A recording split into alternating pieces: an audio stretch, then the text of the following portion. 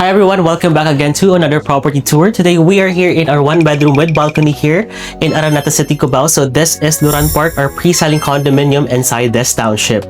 So today I'm gonna be showing with you kung ano yung mga deliverables once ma-hand over sa inyo yung keys of this specific unit.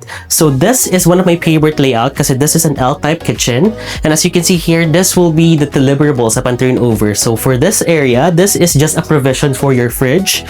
And kasama na yung deliverables natin for our overhead cabinets, under counter cabinets, and also this countertop made out of solid granite. And also for the sink and faucet, these are all European brand.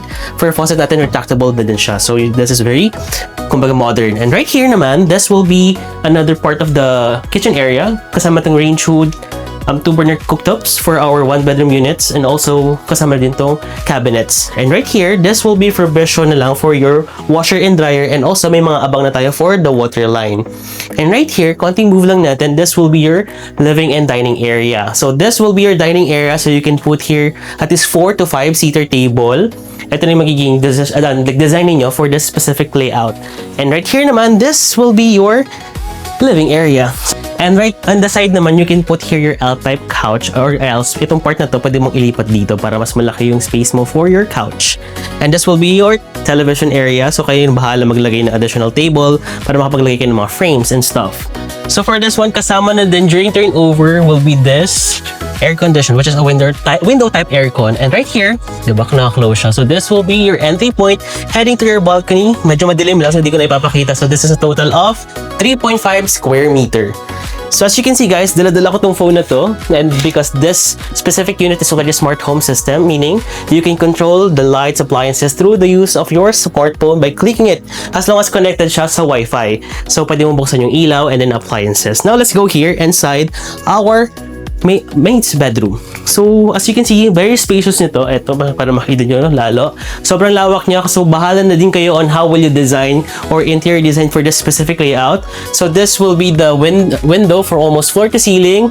Hindi mo lang siya makita kasi for showroom purposes. And also here, kayo na bahala maglagay din dito mga cabinets and stuff para mag-additional space for you. This will be your bed. So kayo din ang bahala din on how will you design here, and then the board for the bed ninyo, kayo na din na magde-design. And right here naman, this will be your television area. So pwede namang ilagay dito mismo sa pinakang wall yung TV ninyo, and also can add a lot of drawers or cabinet for your things. And also here, kasama sa turnover will be this one, our 2-door modular closet. Ang kagandahan naman dito guys is that you can also maximize the space kasi yung pinakang common toilet and bath ninyo is nasa loob ng bedroom, which is here.